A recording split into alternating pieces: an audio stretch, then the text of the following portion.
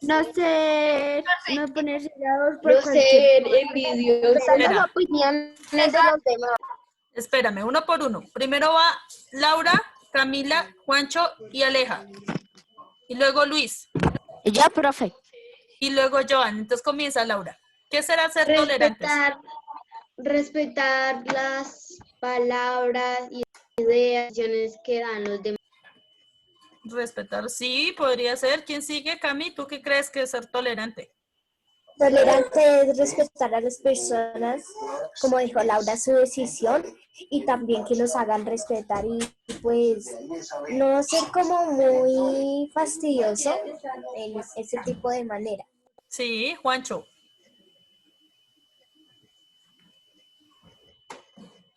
Respetar las opiniones y respetar los pensamientos de las demás personas. Sí, señor, muy bien. Aleja.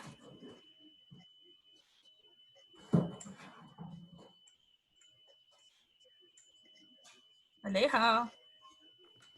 Señorita. ¿Ibas a decirnos algo sobre la tolerancia? Sí, señora. Que digamos, como dice ahí abajo, que un profesor tenía un grupo de alumnos, entonces que no es que sentirse celosos de los demás así hagan un buen trabajo y así nosotros también hagamos un buen trabajo. Sino que al Exacto. profesor, digamos, le queda algo mejor a Andrés, pero y los demás se ponen celosos por una cosita. Entonces hay que también ayudarse entre otros y no ponerse celosos por cosas pequeñas. Ajá, muy bien. Joan. Ahora sí. Tía. Dime, sobrino. Profe. Dime, sobrino, te escucho. Profe, ser tolerante significa aceptar y respetar las personas tal y como son. Sí, señor. También, sí, señor. Luis, ¿nos ibas a decir algo? Ya me lo quitaron. Te la quitaron. Listo. Si nos damos cuenta, todos los que hablaron, los que dieron su concepto y su opinión, dijeron algo muy importante.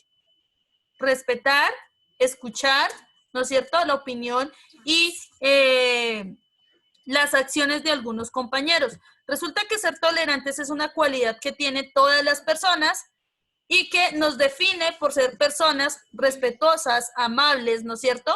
En muchas ocasiones también amorosas y cariñosas.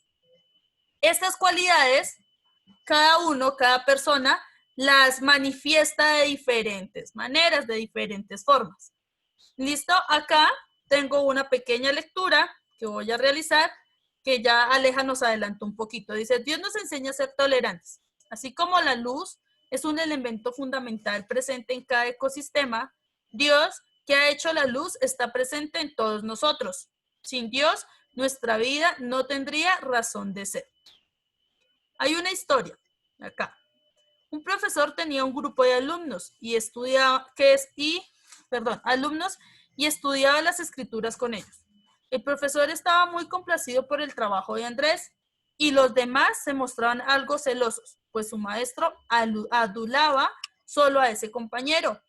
El profesor decidió mostrar al grupo por qué prefería a este alumno. Cierto día los llamó a todos y entregó un racimo de uvas a cada uno, con la instrucción de que debían comerla en un lugar donde Dios no los viera. Los alumnos buscaron un lugar bien escondido y comieron las uvas. El único que no comió las uvas fue Andrés, cuando le preguntaron el porqué de su actitud. Respondió, me fue imposible comerme las uvas porque no encontré un lugar que Dios no estuviera. Entonces, ¿por qué creen que el profesor escogía a Andrés? Porque era el más pilo de la clase.